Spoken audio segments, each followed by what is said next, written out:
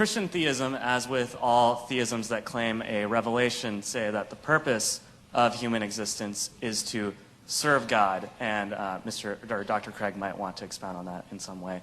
But Mr. Hitchens, as an atheist with no transcendent being giving you a reason for existence, what then is the best way to live life, or what is motivation for living life, or what is the purpose of your existence without a transcendent being telling you what to do?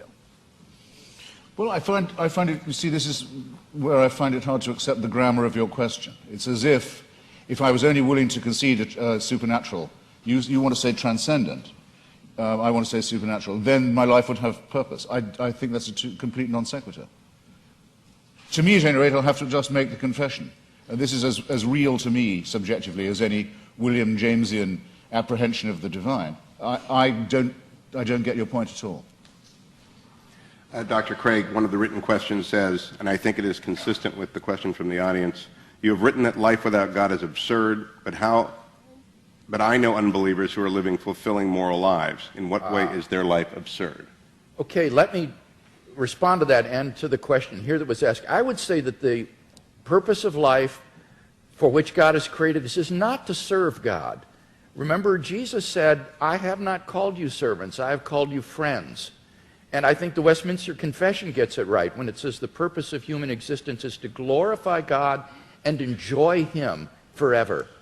God is the fulfillment of human existence. It is in fellowship eternally with God, the source of infinite goodness and love, that the true fulfillment of human existence and freedom is to be found. Now, when I say that apart from theism, life is meaningless, I mean objectively meaningless. This is the same distinction that we're talking about with regard to moral values. I'm saying that on atheism, there is no objective purpose for human existence.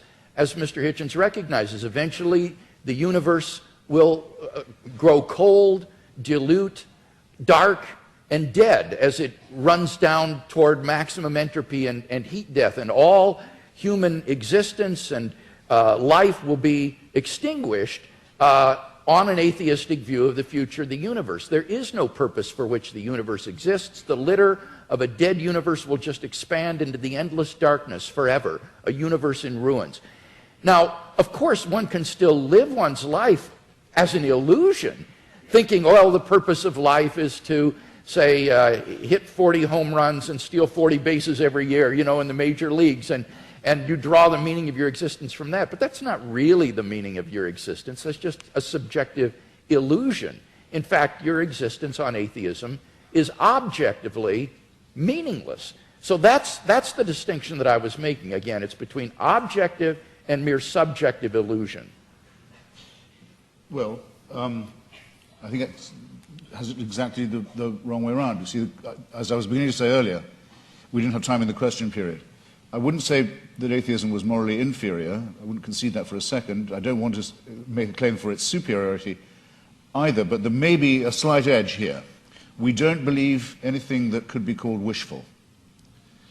In other words, we don't particularly welcome the idea of the annihilation either of ourselves as individuals, the party will go on and will have left and we're not coming back, or of the entropic heat death of the universe. We don't like the idea, but there's a good deal of evidence to suggest that that is what's going to happen.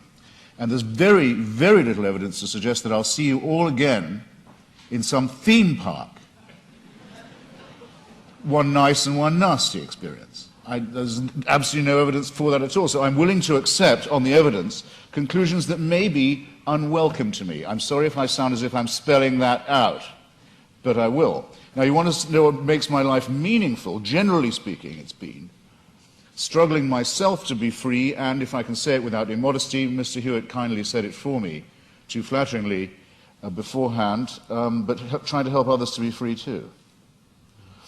That's what's given a lot of meaning to my life and does still, the solidarity with those who want to be as free as I am, partly by luck and partly by my own efforts and the efforts of others. Well, one obstacle to liberty, and that's why I mentioned it, and gave so many examples of it in history and in the present day, is the poisonous role played by fellow primates of mine who think they can tell me what to do in the name of God because God's told them that they have this power.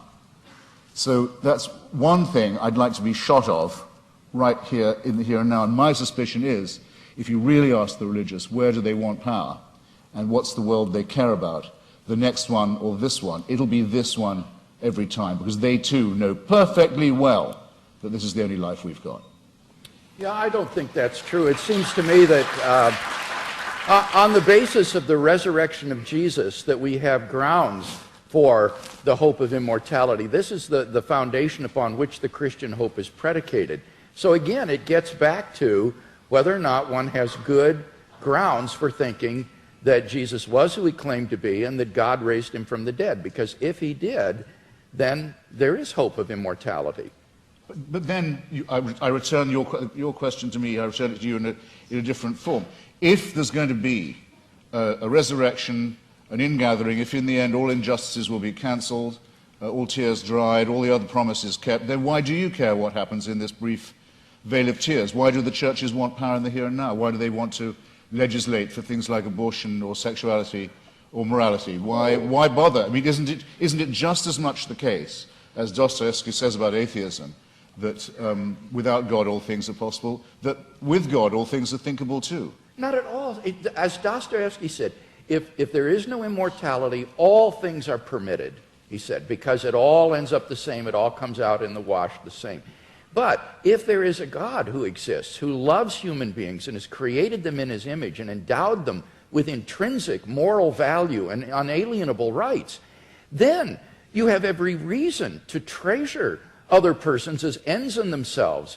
And the desire of pro-life persons to champion the lives of the unborn or the lives of the dying isn't a power grab, Mr. Hitchens. It's because they genuinely care about the lives of innocent human beings that they believe are being wantonly destroyed. So it's a very positive motivation.